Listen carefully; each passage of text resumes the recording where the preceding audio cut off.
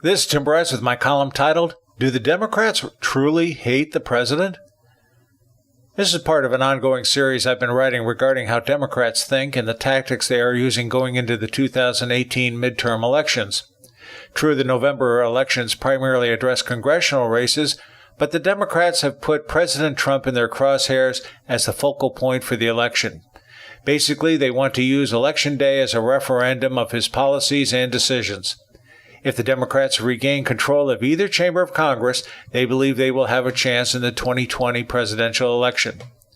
Their approach is simple but inflammatory, linking all GOP congressmen to the president, thereby implying the candidate is evil simply because he or she happens to be in the president's party. This tactic has caused some Republicans to campaign in fear, believing their association with the president is a liability. Instead, they should portray it as an asset and stand behind the president, particularly in terms of the country's expanding economy. Not surprising, the Democrats portray the president as an evil, insensitive ogre, which explains why they claim he is a racist, even though there's no evidence to show he is. It is simply politics at its most distasteful. For example, just a few years ago, Reverend Jesse Jackson applauded Trump's business programs for making life better for the black community. He also thanked Mr. Trump for a meeting with him when Jackson ran for president years ago. Today, Reverend Jackson regularly blasts the president, accusing him of being a racist. Today, the Democrats malign the president every chance they get, even going so far as to suggest his impeachment. This adversarial relationship began from the outset of his presidency. It wasn't so much about Mr. Trump winning the election as it was to their shock and disbelief their candidate losing. By doing so, the resistance movement was born to try and thwart every action by the president, be it in Congress or on the streets. Do the Democrat elders truly hate President Trump, the person? Aside from losing to him in 2016, the answer is no.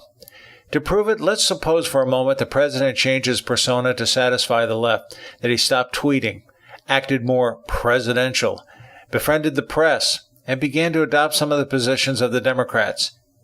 Even if he did all this, thereby blending into the Washington establishment, the Democrats would still be calling for his head.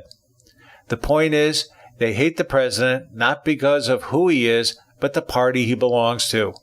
If any of the other 16 Republicans had won the nomination and election, his or her head would be on the chopping block. The biggest difference between President Trump and the other Republican candidates, though, is the president is willing to fight back, which irks the Democrats and media. I find it rather amusing when the Democrats lament, "Why can't he be more like Bush?" meaning more presidential. This is laughable, as the left maligned President Bush as an idiot and too incompetent to perform his job. So much so, you may recall Mr. Bush went into seclusion throughout the years of the Obama administration. Also consider how much Vice President Mike Pence is portrayed as evil and incompetent by the Democrats and the media, just because he was the running mate of the president. It is simple guilt by association. He has been ridiculed for his faith and the fact he has been loyal to President Trump. Members of the Trump family are also portrayed as ogres by the left. No, the Democrats do not truly hate President Trump. They may be green with envy for the successes he's had, but deep down they do not hate him personally. It's all an act. The reality is they hate all Republicans and consider them a threat to their socialist agenda.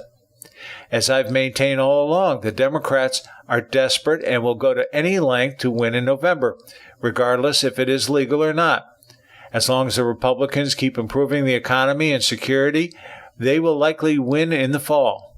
My only concern for the hatred spawned by party elders is that their followers take it seriously and pose a dangerous threat to all Republicans, not just the president.